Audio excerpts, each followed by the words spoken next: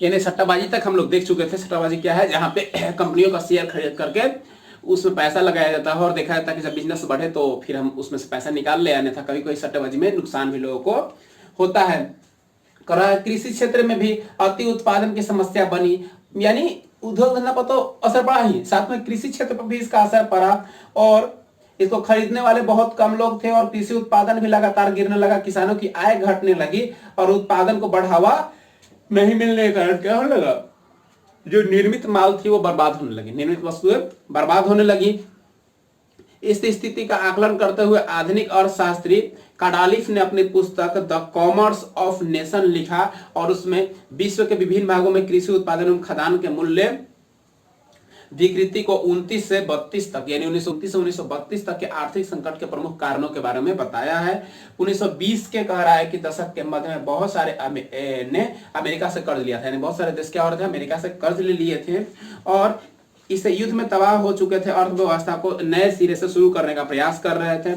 इस स्थिति में यानी ये स्थिति नई थी, तब अमेरिका पूंजीपति देशों में लोग कर्ज दे रहा था, यानी यूरोपीय देशों में पूंजीपति होने के कारण कर्ज दे रहा था और अमेरिका घरेलू स्थिति संकट के कुछ संकेत मिल रहे थे और वो कर्ज वापस लेने में लगा हुआ था। यानी उसको लगा कि हम भी अब लोग की तरह कंगाल होने वाले हैं, हमारे यहाँ भी आर्थिक मंदी आने वाली है, तो वो लोगों से वापस कर्ज लेने लगा था और यूरोप के सभी देशों पर गहरा संकट में खड़ा हो गए थे। यहाँ के बैंक डूब गए थे, महत्वपूर्ण देश की मुद्राएं गिर चुकी थी, यानी बहुत क्रिटिकल कंडीशन होने वाला था।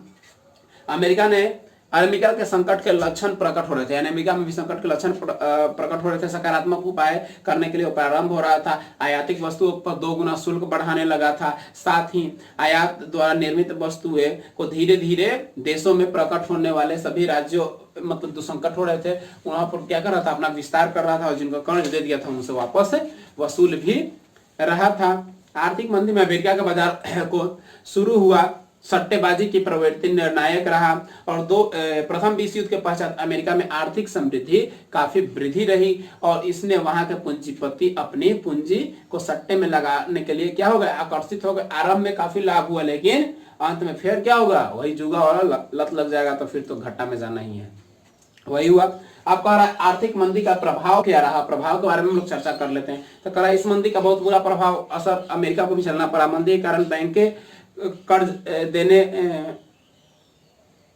बैंकों ने लोगों को कर्ज देने से मना कर दिया, कर्ज की वसूली तेजी से कर दी, किसान अपना उपज नहीं बेच पाने में बर्बाद हो गया, यानी जो उपजा है उसको बेच नहीं पा रहा था, कर्ज से कारोबार ठप पड़ गया, बैंक कर्ज वापस नहीं चुका, यानी बैंकों कर्ज को वापस नहीं चुका रहे थे, लोग अपने सामान, घर, मकान और जरूरी चीज को बेचकर उसको मतलब गिरवी दे रहे थे और कर्ज वसूली भी तेजी से हो गई थी। कई कंपनियां बंद हो गई। 1933 ईस्वी में कह रहा है कि 4000 से ज्यादा बैंक बंद हो गए और 11 लाख से ज्यादा कंपनियां बंद हो गई, यानी ऐसी स्थिति हो गई थी। अन्य देशों में आर्थिक प्रभाव, जर्मनी और ब्रिटेन में आर्थिक मंदी तेज प्रभाव झेलना पड़ा। फ्रांस अपने आप को इस मंदी से बचा पाया क्योंकि उसे जर्मनी की काफी मात्रा युद्ध हार जाने में राशि प्राप्त हुई थी, यानी बहुत पैसा उसको जर्मनी से मिला था ना, जापान को मिला था जर्मनी से जापान को, तो इसके कारण क्या हुआ, उसको थोड़ा कम असर पड़ा। 1922 से 1923 ईस्वी के 2 वर्ष बहुत ही खराब रहा, सबसे खराब रहा क्योंकि मुद्रा मार्ग काफी बहुमूल्य था। 1924 ईस्वी में स्थिति में परिवर्तन आया, संयुक्त राज्य अमेरिका ने उसे भारी मात्रा में ऋण प्राप्त किया, यानी ऋण देके भी अमेरिका फंस गया क्योंकि पैसा उसके देश से बहुत ज्यादा बाहर चला गया और दूसरा देश से अब उसको वसूलना पड़ रहा था। 1929 का महामंदी उसे पुनः 1919 के वर्ष में पहुंचा दिया, यानी 10 साल उसको पीछे पहुंचा दिया। मंदी 10 साल अमेरिका को पीछे पहुंचा दिया। लगभग 60 लाख लोग बेरोजगार हो गए। संपूर्ण देश में कह रहा है कि अराजकता में डूब गया। इसी को लाभ उठाकर हिटलर ने अपने आप को सत्तासीत कर लिया, यानी तख्ता पलट कर दिया, यानी गद्दी पर बैठ गया। 1929 में ब्रिटेन का उत्पादन, निर्यात, रोजगार, आयात, जीवन निर्वाह सब में तेजी से गिरावट हुई। लगभग 35 लाख लोग बेरोजगार हो गए। महामंदी के निकलते ही विश्व बाजार अर्थव्यवस्था का प्रतिकूल, उसे कठोर उपायों से विश्वव्यापी जो काफी प्रभाव था उसके लिए कठोर उपाय लगाए गए। अगर इस महामंदी को भारत पर पड़ने वाले प्रभावों को देखा जाए तो 20वीं सदी के शुरुआत में वैश्विक अर्थव्यवस्था कितनी एकीकृत हो चुकी थी। महामंदी भारतीय व्यापार में भी फौरन प्रभावित किया, यानी यहाँ का भी अर्थव्यवस्था महामंदी से प्रभावित हुआ। 1928 से 1934 के बीच में देश में आयात निर्यात काफी घटकर आधी हो गई थी। कृषि उत्पादन कीमतों में काफी गिरावट हुआ। उदाहरण के लिए 1924 से 28 से 34 के बीच में गेहूं की कीमत 50% गिर गई थी, यानी जो 10 रुपए था वो 5 रुपए केजी हो गया था। शहरी लोग की अपेक्षा गांव के लोगों पर मंदी का ज्यादा प्रभाव हुआ। कृषि दाम कमी होने के बावजूद अंग्रेज सरकारी इनसे लगान का दर ज्यादा वसूलती थी और किसानों की भावना और असंतोष हो गई थी और उपजा हुआ अनाज भी बिक्री नहीं हो रहा था। अब कह रहा है विश्व बाजार के आलोकन जो अंतरराष्ट्रीय संबंध क्या थे, तो कह रहा है कि 1920 ईस्वी में, यानी 1920 ईस्वी के बाद कह रहा है अंतरराष्ट्रीय संबंध विकसित हुए और आर्थिक कारणों और आर्थिक स्थिति पर महत्वपूर्ण स्थान देखा गया था। 1929 ईस्वी में कह रहा है कि आर्थिक मंदी का आधार मानकर 1920 से 1945 के बीच में आर्थिक संबंधों को दो भागों में बांट दिया गया। 1920 से 1929 के काल को सामान्य काल माना गया, जिसमें उत्थान और विकास का आर्थिक काल माना गया। और प्रथम विश्व युद्ध के बाद कह रहा है कि यूरोप का प्रभाव छिन्न हो गया। इन महादेश सब पर धौंस जमाता था कि बहुत ताकतवर है, वो अब क्या रहा, प्रथम स्थान पर नहीं रहा। इस औपनिवेशिक एशिया अफ्रीका पर जो पकड़ बनाए रखी थी वो अब जापान, जर्मनी और सोवियत संघ और अमेरिका का तीन व्यापी देशी जो है सर्व प्रमुख शक्ति बनकर उभरे। और संयुक्त राज्य अमेरिका में युद्ध के बाद 2 वर्षों तक आर्थिक संकट का काल रहा, यानी 2 वर्षों तक अमेरिका को भी आर्थिक संकट का काल झेलना पड़ा, लेकिन ये सब देश आर्थिक महत्वपूर्ण देश बनकर सामने उभरे। कह रहा है कि 1 लाख लोग बेरोजगार हो गए, श्रमिक हड़ताल पर चलेगा। 1922 ईस्वी में कुछ स्थिति सुधरी, यानी प्रथम विश्व युद्ध के बाद 2 सालों तक अमेरिका को भी आर्थिक मंदी झेलना पड़ा था। इस समय भी 1928-29 में 50 लाख कार की बिक्री हुई, यानी 28-29 में 50 लाख कार की बिक्री हुई। और इस विकास में एक नकारात्मक परिणाम अमेरिका में देखने को मिला कि देश में आर्थिक शक्ति और सत्ता कुछ हाथों में कंपनियों को केंद्रीकृत किया, यानी कुछ ताकतवर कंपनियों ने क्या किया, जो कमजोर कंपनियां थी उसको अपने हाथों में सत्ताधीन कर लिया।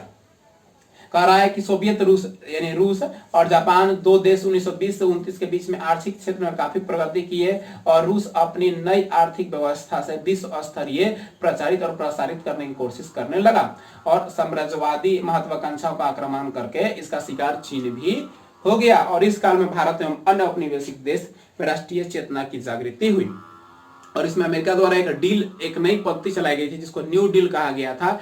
जन कल्याण के लिए एक बड़ी योजना का संबंध में नई नीति को आर्थिक क्षेत्र में अथवा राजनीतिक और प्रशासनिक क्षेत्र में अपनाया गया, जो कि न्यू डील कहलाया। न्यू डील के बारे में देखते हैं आगे। 1929 ईस्वी के बाद अंतरराष्ट्रीय आर्थिक संबंध का विकास हुआ और एकमात्र कह रहा है कि उद्देश्य आर्थिक मंदी को दुष्प्रभाव को कम करना था, यानी सभी लोग का उद्देश्य क्या थी, आर्थिक मंदी को कम करना। और इस महामंदी के शुरुआत में अमेरिका ने 1933 ईस्वी में सबसे आगे बनकर उभरा और इसी बीच अमेरिका के राजनीतिक